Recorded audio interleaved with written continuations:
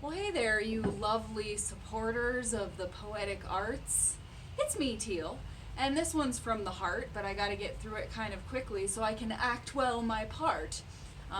Wearing a shirt from Frankenstein, another play I've been here in this very theater. I have my very attractive pre-wig hair here, so this will all be pinned up thusly to put my wig on. So you're getting a little behind the scenes action here. I do have to sort of multitask because I'm quite literally racing to get ready, as I often do. So yeah, we're working up a little primer here, and an old timer here, veteran of the theater.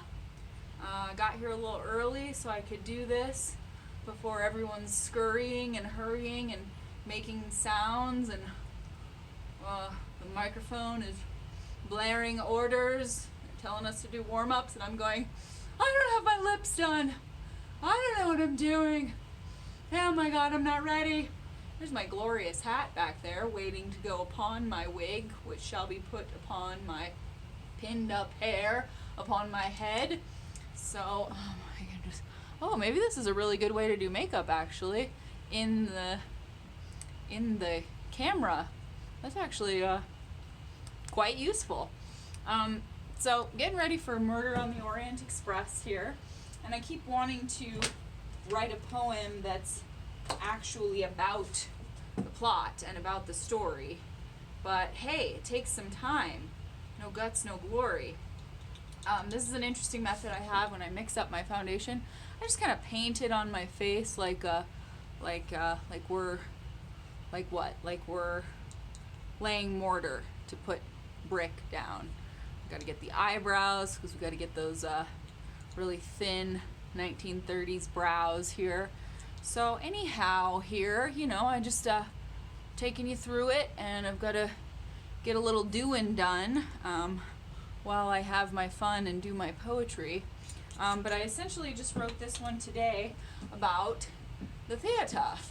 This is actually great. This is actually a great way to get the old makeup put on. So I told myself I have to at least have my foundation on by the time I do the poem and people start arriving, because then I actually feel like I'm thriving and I'm doing something right. And opening night is in a few short days, so hooray! What a feat. It's amazing to do a play and have it start from actually nothing, just a big empty blank canvas in an empty warehouse, and then kablooey, kablamo.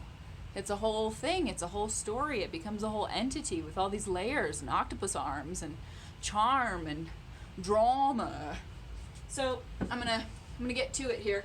I had to do like this shot of you looking at me, looking at myself, getting ready. It's a play within a play within a thought within a play. Had to show you my delightful purse that I get to carry in the show. Isn't it charming? Doesn't it blow your mind? Ooh, do I love it.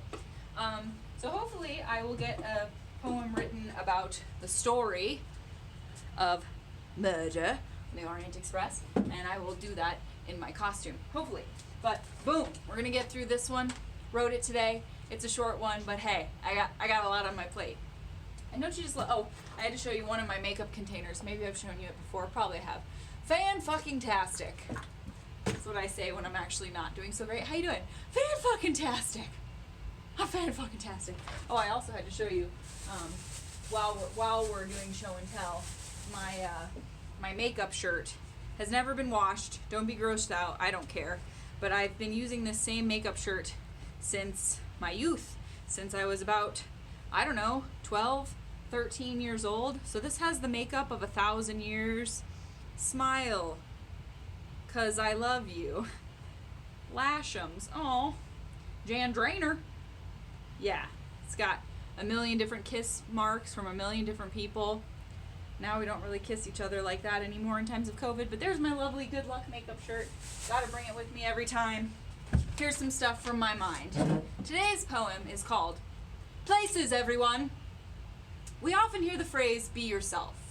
Well, what about those of us for whom being ourselves requires being someone else, and someone else, and someone else, again and again, zipping into a variety of souls to fend through all this madcap world holds? We're told from an early age to be brave and not change for others, but the reality of growing up uncovers a host of people who wish to smother our genuine nature and force us to change or simply rearrange the components of our true selves. We become less and less sure of ourselves the more and more these pressures are felt. It doesn't help that every single person and their grandmother go online to make it appear as though everything's better than fine, when half the time that's just a collective mindfuck.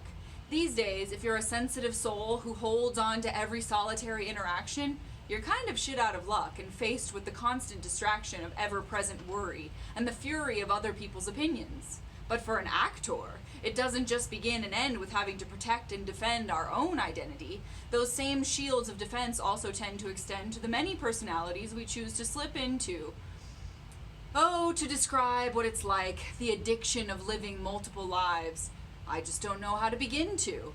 I've never been able to understand people who are content inhabiting only one personality. It does seem less confusing, albeit less amusing, but that's cool if it's your cup of tea or what you're into.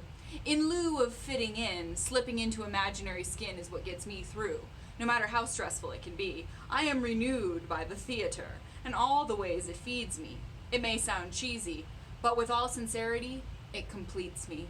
Entering the quiet backstage area and the blue light that greets me, something about the curtains waiting for the certain excitement is so inviting and smells so sweetly.